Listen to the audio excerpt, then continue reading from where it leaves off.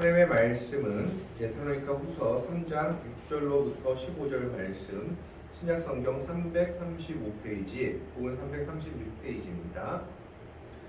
하나님의 말씀은 데살로니가 후서 3장 6절로부터 15절까지의 말씀을 교독을 합니다. 신약성경 335페이지입니다.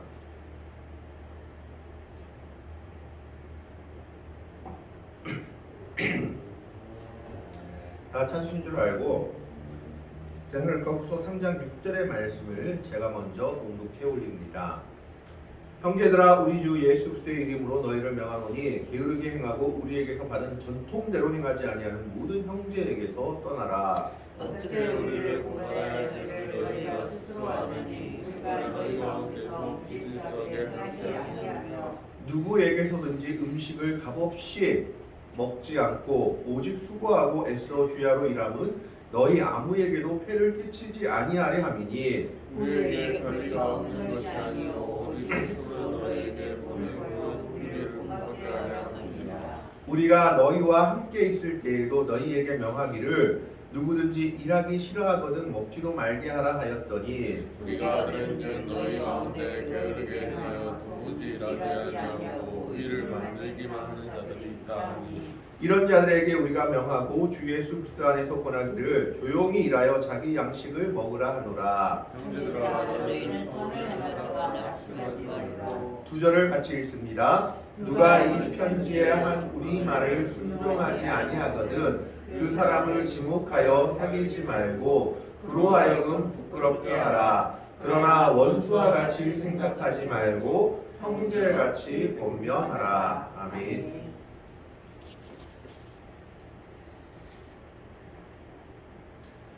데살로니가 교회는 바울이 아시아로 전도를 하려다가 마게도냐 사람이 자기에게로 오라 하는 환상을 받고 건너갔죠. 그래서 아시아 전도를 포기하고 유럽으로 먼저 건너갔습니다.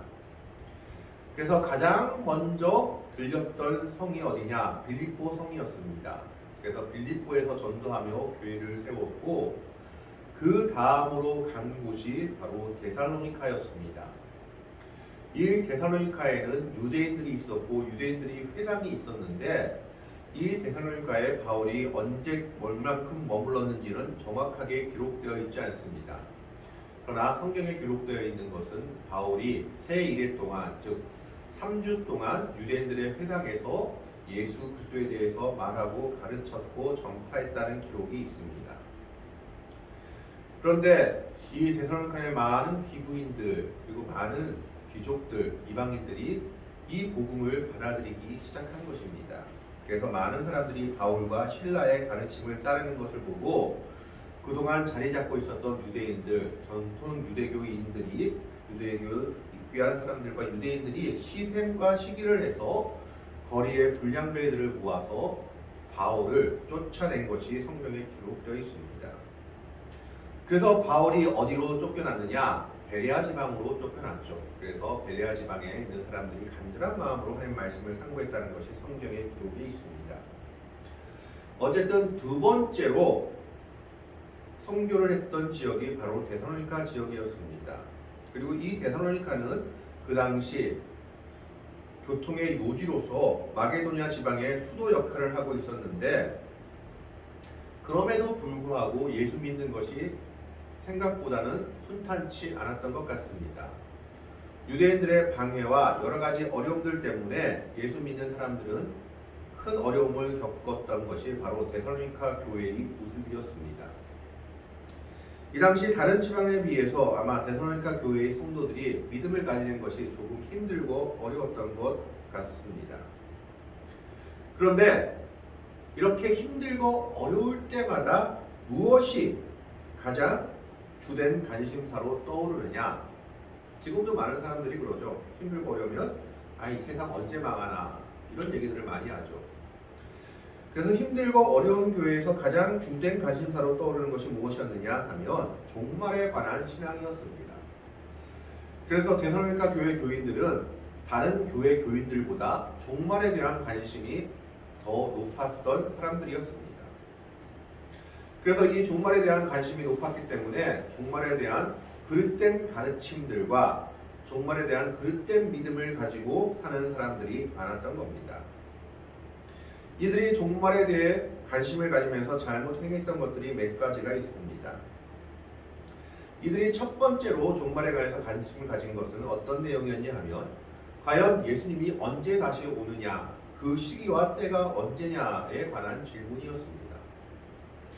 왜냐하면 그것을 알게 된다면 신앙생활도 좀 편하게 하지 않을까 하는 생각이었기 때문입니다.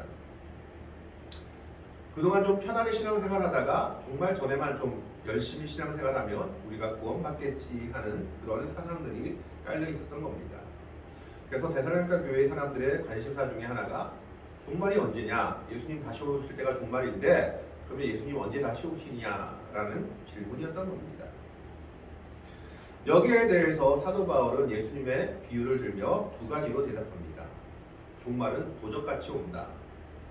누가 도적이 언제 올지 알 수 없지 않습니까? 그러면 도적을 예방하기 위해서 주인이 해야 될 일은 무엇일까요? 깨어있는 겁니다. 언제 도적이 올지 모르지만 도적이 오지 않도록 깨어서 방비하는 것이 주인이 해야 할 일이었죠. 종말을 기다리는 성도들의 모습이 그와 같다라고 가르쳤던 것입니다. 두 번째로는 임신한 여인과 같다라고 얘기했습니다. 임신한 여인이 애를 언제 낳을지 모르기 때문에 항상 긴장 가운데 사는 것처럼, 물론 우리가 지금은 날짜도 잡아놓고 하지만 그 당시는 임신한 여인이 애가 언제 나올지 모르기 때문에 긴장하며 사는 것처럼 임신한 여인이 애를 기다리는 것처럼 종말도 그와 같은 모습으로 올 것이다. 알 수 없는 시간에 올 것이다. 항상 긴장하고 깨어서 준비하고 있어야 된다는 것이 바울의 대답이었습니다. 두 번째 문제는 뭐냐 하면 잘못된 바울의 가르침을 전하는 사람들이 있었습니다. 이미 예수님이 재림해가지고 종말이 왔다라고 말하는 사람들이 있었습니다. 그러면서 그들은 우리가 이걸 바울에게서 배웠다라고 잘못된 가르침을 전하고 다녔습니다. 그런 것 때문에 데살로니가 교회의 사람들은 걱정이 태산이었던 겁니다. 아니 이미 예수님이 재림했다는데 우리 이웃 중에, 우리 가족 중에 이미 예수 믿다가 죽은 사람들이 있는데 왜 부활하지 않았지 하는 걱정이 있었던 겁니다. 예수님이 이미 왔다면 그들이 부활해야 하는 것이 맞는데 예수님이 재림했고 이제 종말이 이르렀다고 하는데 왜 그들이 부활하지 않을까? 그들은 구원받지 않을 것인가 하는 생각이 있었던 겁니다. 그런 걱정들이 데살로니가 교회에 넘쳤습니다. 거기에 대해서 바울은 확실하게 얘기하는 거죠. 예수님이 맨 먼저 오고 그 다음에 부활이 일어나고 그 다음에 죽은 자들이, 그 다음에 산 자들이 올라가게 될 것이다. 그렇게 대답하면서 종말에 관해서 종말의 순서가 어떻게 될지에 대해서 얘기하고 있습니다. 그게 데살로니가 전서와 후서에 기록되어 있습니다. 세 번째 문제가 오늘 본문에 나오는 문제였습니다. 세 번째 문제가 뭐냐 하면 종말을 기다리는 사람들 중에 이제 예수님 재림할 날이 얼마 남지 않았고 종말이 얼마 남지 않았기 때문에 세상 모든 것은 아무 필요 없다, 세상 모든 것은 아무 소용없다라고 생각하면서 아무 일도 하지 않고 빈둥빈둥 놀면서 남의 것 받아먹기만 하고 노는 사람들이 있었던 겁니다. 이 당시 교회는 공동체였습니다. 그래서 공동체로 일하고 공동체가 같이 자기의 이익을 나누며 서로서로 돌아보며 함께하는 구조였던 겁니다. 생활 공동체로 살아가고 있었던 것인데 이 공동체의 삶 속에서 그들은 오히려 종말이 얼마 남지 않았는데 이래서 무엇하냐, 지금으로 말하면 학교 가서 무엇하냐, 직장 가서 무엇하냐라고 말하면서 일하지 않고 남들이 일한 대가만 받아먹고 빈둥빈둥 노는 사람들이 있었던 겁니다. 그것이 교회에서 큰 문제가 되었습니다. 여러분들은 지금 학생들은 모르겠지만 우리나라에도 한때 그런 이단이 있었죠. 1992년도 10월 28일 날에 예수님이 재림한다고 하는 이장님 목사도 아닌 이상한 사람이었습니다. 그 사람이 자기가 아는 어떤 애들이 예언했다라고 얘기하면서 1992년 10월 28일 날 예수님 온다라고 주장하며 많은 사람들을 미혹하게 했던 사람들이 있었습니다. 그래서 그들의 가르침에 넘어간 사람들이 어떻게 했습니까? 직장도 그만두고 학교도 그만두고 자신의 집도 팔아서 그 사람 제단에 바쳤습니다.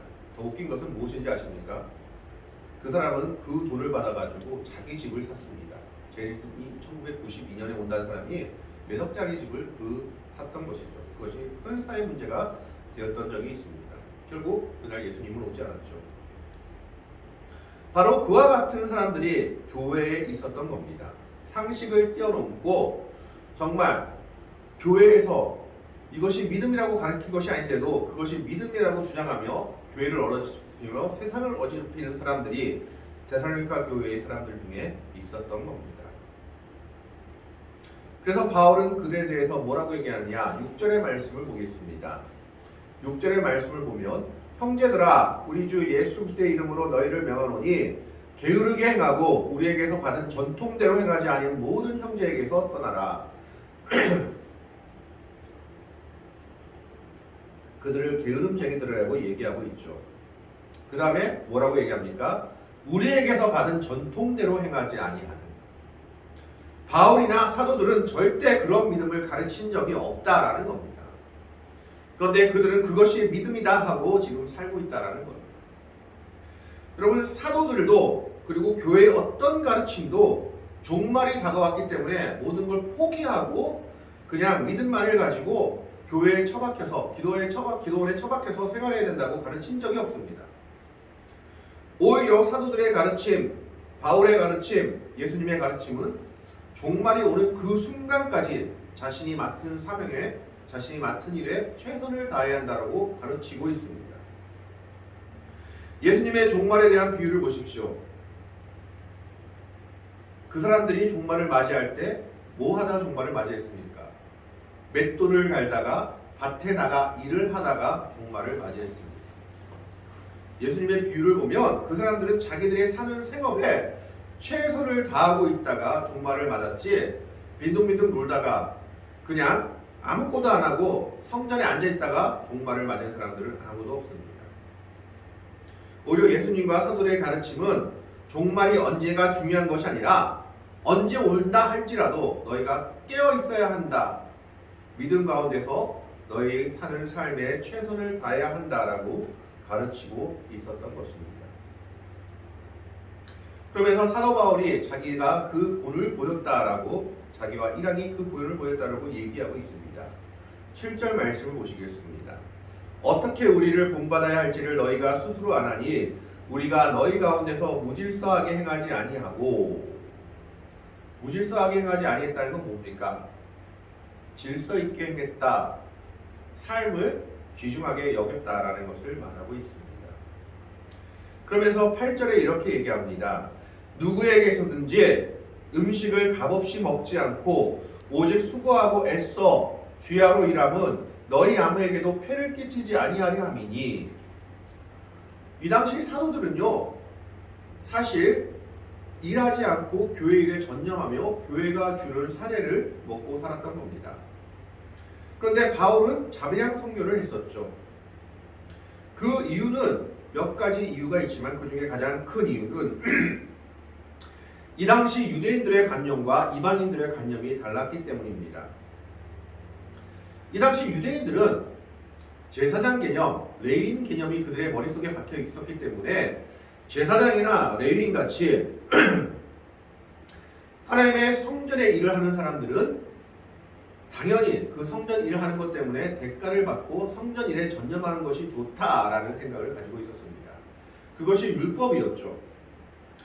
그것이 교회에도 이어온 것입니다. 하나님의 교회 일을 하는 사도들은 교회 일에 전념하고 교회가 헌금을 모아서 그들의 생활을 책임져야 한다라고 생각했습니다. 그런데 이방인들은 조금 다른 생각을 가지고 있었습니다. 이 당시 이방인들 중에 소피스트라는 사람들이 있었습니다. 그 사람들은 무슨 사람이냐면 지식을 팔고 다니는 사람들이었습니다. 말 잘하는 법, 수사, 지금으로 하면 영어, 수학 같은 그런 걸 가르치고 돈 받는 학원 같은, 개인 학원 같은 것을 하는 사람들이었죠. 왜 그것을 가르치고 다녔냐 하면 그 당시는 그 수사학이나 그 말을 잘하는 법을 배워야지만 출세할 수 있었기 때문입니다. 시험을 잘 보고 높은 자리에 오를 수 있었기 때문에 이 소픽스와 같은 사람들이 이방인들 중에 많았습니다. 그래서 그들을 말제기들, 그래서 지식을 파는 사람들이다라고 불렀습니다. 그런 이방인 사회에서 바울이 복음을 전하고 교회를 세우고 교회한테 살인을 받으면 바울과 이 당시 이방인 선교를 담당했던 사도들은 하나의 걱정이 있었습니다. 우리를 그런 지식을 파는 사람들과 똑같이 복음을 팔고 장사하는 사람들로 비칠 것이 두려웠던 것입니다. 유대인들은 그런 관념이 잡혀 있었는데 이방인들에게 그런 관념이 잡혀 있었지 않기 때문에 혹시나 교회에서 살해를 받고 자기들이 일하지 않고 교회 일만 하게 된다면 혹시나 이방인들이 야, 저 사람들 소피스트 같은 사람들이구나, 복음 팔고 다니는 그 복음으로 장사하고 먹고 사는 사람들이구나 하는 오해를 받을 것이 두려웠기 때문에 이방인 선교 초기에는 바울이 자비랑 선교를 담당했습니다. 그래서 오늘도 그 말씀을 하고 있는 겁니다. 우리가 너희 가운데서도 분명히 사도라서 음식을 값없이 먹을 수 있고 너희한테 대접받을 수 있지만 그렇게 하지 않고 오직 수고하고 애써 주야로 일하면 너희 아무에게도 폐를 끼치지 아니하려 함이니. 9절 말씀 보겠습니다. 우리에게 9절 말씀을 한번 틀어주십시오. 9절 말씀 보면 우리에게 권리가 없는 것이 아니요 오직 스스로 너희에게 본을 보여 우리를 본받게 하려 함이라. 그러면서 한 가지를 명령했습니다. 10절 말씀 보겠습니다. 우리가 너희와 함께 있을 때에도 너희에게 명하기를 누구든지 일하기 싫어하거든 먹지도 말게 하라 하였더니 이것은 일하지 않는 놈 먹을 거 주지 마, 이 말이 아닙니다. 여러 가지 형편 때문에 일할 수 없는 사람들이 있었겠죠. 아프거나 장애가 있거나. 그런데 지금 일하기 싫어하는 자들한테 지금 일하기 싫어하거든 먹지도 말게 하라는 사람들은 어떤 사람들이었느냐? 11절의 말씀입니다. 11절 말씀 보겠습니다.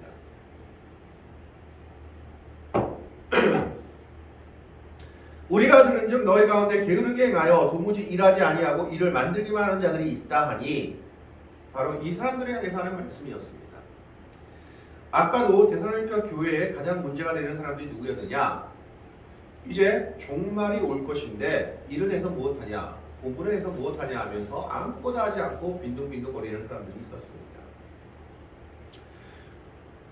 지금 개역 개정에서는 게으르다라고 나와 있지만 11절 말씀에 개역 한글 옛날 성경에는 규모 없이 행하는 자들이라고 나와 있습니다.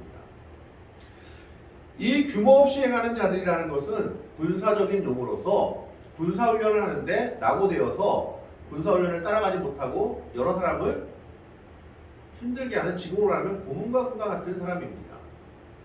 낙오되어서 대열을 흐트러지고 모든 다른 사람들에게 민폐를 끼치는 그런 사람들을 규모 없이 행하는 자들이다. 대열을 흩어지고 그렇게 얘기하고 있습니다. NIV에서는 아이들, 게으른 사람이라고 번역하고 있죠. 그래서 오늘 개역개정도 게으른 사람들이다라고 얘기하고 있습니다. 근데 게으르기만 하면 다행입니다. 다행인데 그들이 게으른 것뿐만 아니라 11절 말씀해 보시겠습니다. 우리가 들은즉 너희 가운데 게으르게 행하여 도무지 일하지 아니하고 일을 만들기만 하는 자들이 있다 하니. 이 사람들은요, 일은 하지 아니하면서 믿음은 충만하여서 자기 신앙에 대한 확신은 견고했던 사람들이었습니다. 그래서 그들은 남들의 도움으로 먹고 살면서도 일하는 사람들을 비난했던 겁니다. 야, 쟤들은 믿음이 없어가지고 일하고 있어. 우리는 예수님 다시 오실 것을 확실히 알기 때문에 재림을 준비하고 있는데 쟤들은 재림 준비도 하지 않고 일하는 데 바빠가지고 공부하는 데 바빠가지고 저렇게 헛된 세월을 보내고 있어 비난했던 것입니다. 지금도 이단들이 그런 모습 많이 보이죠. 자기들끼리 살면서 주님 다시 오실 날 준비한다 하면서 세상에서 제대로 사는 사람들을 비난하는 모습을 보이는 이단들이 오늘날에도 있는 것을 보게 됩니다. 바로 그와 같은 모습을 그들이 보였던 겁니다. 차라리 남들이 주는 거 받아 먹으면 고마운지는 알고 감사하기나 해야 되는데 오히려 자기들을 먹여주는 그 사람들을 비난하고 교회의 분란과 분열만을 조장했던 것입니다. 저건 믿음이 아니야 라고 하면서 오히려 그들을 비난했던 그런 사람들이었습니다. 그런 사람들에게 사도 바울이 얘기한 것이죠. 일하지 않으면 차라리 먹지 말라. 이것은 한마디로 얘기하자면 사회 규범적인 내용 그대로 따르지 않고 살아갈 거라면 너희 제대로 믿음 갖지 말고 그냥 교회에서 나가버려 라고 얘기하고 있는 것과 똑같습니다. 왜요? 그 사람들은 교회에 덕을 끼치는 사람들이 아니라 교회를 해롭게 하고 오히려 세상에 사람들에게 예수 그리스도의 영광을 가리는 사람들이었기 때문입니다. 그래서 그 사람들에게 다시 한번 명령합니다. 12절 말씀을 보겠습니다. 12절 말씀은 이런 자들에게 우리가 명하고 주 예수 그리스도 안에서 권하기를 조용히 일하여 자기 영식을 먹으라 하노라. 왜 조용히 일하라 할까요? 교회는 제발 입으로 자기 신앙 깎아내리는 그런 행동들을 하지 말라는 것입니다. 그냥 네가 일하면 일한 거 조용히 얘기하지 자랑하거나 할 것도 없고 그건 당연히 할 일이다라는 겁니다. 그래서 조용하게 일해서 자기 양식을 먹는 참다운 그리스도인의 모습을 보이라고 얘기하고 있습니다. 이 사람들이 잘못된 신앙을 가지고 있었던 겁니다. 그리스도인의 참된 종말 신앙, 참된 재림 신앙은 무슨 신앙이냐? 바로 내일 그리고 바로 1시간 뒤에 예수님이 온다 할지라도 우리는 우리의 삶에 최선을 다하는 모습을 보여야 합니다. 그것이 참된 믿음인 겁니다. 재림을 준비한다고 아무것도 하지 않는 것은 오히려 믿음에서 떨어져 나가는 것이었죠. 그래서 사도 바울은 그들에게 뭐라고 얘기합니까? 제발 조용히 일해서 내 양식을 먹고 교회에 분란이 일으키지 말고 믿음의 삶, 정말 상식적인 삶을 살라라고 얘기하고 있는 겁니다. 그런데 다른 믿음의 사람들이 이 사람들 때문에 상처받고 때로는 마음 아파하기도 하고 낙심하기도 했습니다. 그런 그들에게 사도 바울이 뭐라고 운면합니까? 13절 말씀 보겠습니다.